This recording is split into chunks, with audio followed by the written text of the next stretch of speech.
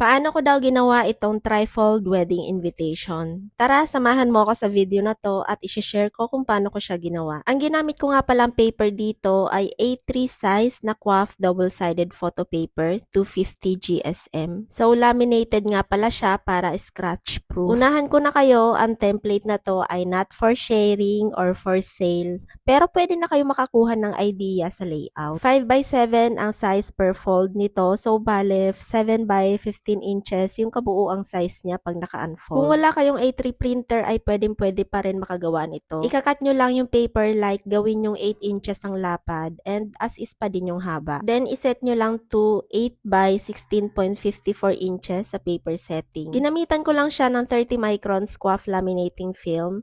Nung nag-mass production ako nitong invitation ay yung naka-roll ang ginamit ko. But since itong isa na lang yung gagawin ko for content purposes, ay isi-share ko na din itong idea kung wala kayong naka-roll na laminating film. So using A4 size laminating film, ay ganito lang yung technique ko sa paglalaminate ng A3 size paper. So yung isang buong laminating film ay nilapat ko ng buo sa isang side nitong A3 paper. Nilagyan ko lang siya ng tape para hindi siya magalaw habang nilalaminate. And after that ay uulitin ko lang yung process sa kabilang side. And yes, manual cut lang ang ginawa ko dito. Pero syempre, depende pa din sa inyo kung ano yung gagawin nyo sa bandang ito ng frame with numbers. Pwede nyong gamitan ng cutting machine kung meron kayo. Mas may tiwala lang kasi ako sa sarili ko kaysa kay brother scan and cut ko.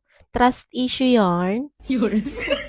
Pero promise, manual cut ko lang talaga lahat ng order na to sa akin ni client. Hirap talaga kasi ako sa scan and cut feature ni brother kasi palaging pumapaling ang mat kahit pa bagong bili lang ang mat. Ganyan lang ako mag-cut, uunahin ko muna lahat ng vertical lines and after that ay yung mga horizontal naman or vice versa. At huli yung may mga curved part para mas madali. Pero sa cut na to, masasabi nyo bang manual cut lang yan? Hindi, di ba? Mahalaga din talaga na ang gagamitin nating cutting knife ay bago. So sa project na to, ay nakailang palit din ako ng blade para mas maganda ang pag-cut. And then, i-scorean ko lang yung mga part na ifo-fold. Yung layout nga pala nito ay halos si client ang nag-provide. Ako lang yung nag-arrange para maging trifold design siya and yung part ng photos and frame lang yung sa akin para masunod yung peg design niya. Almost done na nga itong invitation at meron pa itong cards na ilalagay sa loob for additional details. And to complete this set ay meron siyang envelope with wax seal. Since laminated